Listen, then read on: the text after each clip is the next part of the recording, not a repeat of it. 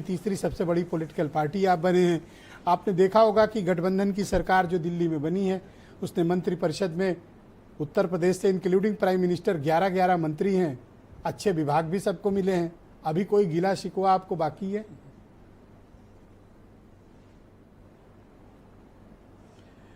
सबसे पहले हाथ जोड़कर मैं उत्तर प्रदेश की जनता को प्रणाम करता हूं कि दलित, वंचित, शोषित, पिछड़े, ये जो पीडीए वर्ग था, ये उपेक्षित था, उसने अपनी ताकत को पहचाना है और जो तानाशाही थी उत्तर प्रदेश और देश में, उस तानाशाही का मुंहतोड़ जवाब दिया है उत्तर प्रदेश और देश की जनता ने।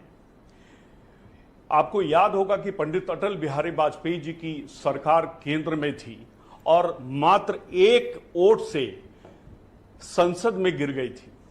ये वो Bharatiya Janata party NDA, so called NDA की वो सरकार बनी है ब्रजेश जी, जिसमें 32 इनके सांसद कम हैं और जो स्वरूप उभर कर आना चाहिए था वो नहीं आया। जो बीजेपी का सबसे बड़ा पोल एजेंडा था, अयोध्या में एक पहली बार 75 साल के इतिहास में अगर कोई दलित जीत गया, श्री अवधेश प्रसाद पासी जी जीत गए, तो बीजेपी के पेट में इतना दर्द हो रहा है कि अयोध्या का बहिष्कार शुरू हो गया। अयोध्या, जिस अयोध्या को सिर माथे अनंत काल से अयोध्या है, आज भी है और कल भी रहेगी, ऐसे नारे लगाए जा रहे थे कि मर्यादा पुरुषोत्तम भगवान राम के अवतार हैं मोदी जी। ये चंपत राय बंसल जी जो विश्व हिंदू परिषद के नेता थे, उन्होंने ये बात कहा। इस उत्तर प्रदेश में बीजेपी का पूरी तरह सफाया हो गया होता। 2009 का परिणाम आ रहा था, 2004 का आ रहा था। 11 सीटें हमारी और कांग्रेस की बेईमानी करके बीजेपी ने इन अधिकारियों के माध्यम से जीत लिया है। और जिस तरह से प्रधानमंत्री बनारस में 3.5 घंटे तक पिछड़ते रहे मतगणना में, किस तरह से उन्हें जिताया गया, किस तरह से टाइम्स ऑफ इंडिया ने एक डिटेलिंग करी है कि जो वोट ईवीएम में बंद हुए और जो काउंट किए गए उसमें बहुत बड़ा फर्क है। तो मुझे लगता है कि प्रधानमंत्री आदरणीय नरेंद्र मोदी जी उत्तर प्रदेश में अंतिम बार चुनाव, अब जो नया मंत्रिपरिषद बना है आईपी सिंह जी, उसमें बीजेपी का दावा है कि उन्होंने बहुत ही क्षेत्रीय और जातीय समीकरणों को साधा है, उसको बैलेंस करने की कोशिश की है। ये जो नया मंत्रिपरिषद बना है, विभाग बटे हैं, आपके कमेंट्स जानना चाहता हूं। और क्या आप जयंत चौधरी को भी बधाई देना चाहेंगे, अनुप्रिया पटेल को भी? निश्चित तौर से बधाई देना चाहते हैं। वो मंत्री बने, हम उन्हें हम बधाई देते हैं कि और उम्मीद करते हैं कि जयंत चौधरी जी जो उनकी विरासत है, उनके ग्रैंडफादर की, फादर की, उस पर वो बेहतर काम करेंगे। अनुप्रिया पटेल जी एक बार पुनर्विचार करेंगी। लेकिन सबसे अहम बात, ये एनडीए की सरकार है, लोकतंत्र की रक्षा हुई है, लेकिन गुजरात के बगैर कुछ नहीं होता।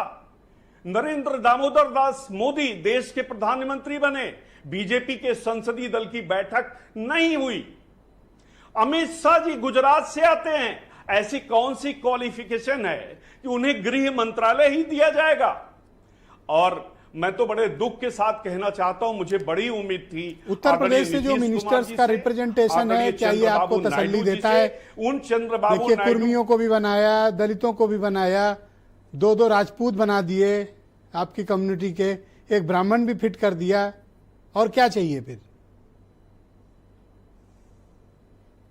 देखिए, ये कागज पर ये लोग हैं, इन्हें कोई अधिकार पिछले 10 वर्षों में नहीं रहा है। कभी कोई मंत्री स्वतंत्र होकर फैसले नहीं ले सकता था। अब थोड़ी सी उम्मीद जागी है, वो भी एनडीए के वजह से। लेकिन जिस तरह से दरकिनार किया गया, उससे आज ये जाहिर हो गया कि ये नरेंद्र मोदी जी की जो सरकार, अमित शाह की जो सरकार है, इसकी उम्र अधिकतम 5 महीने है।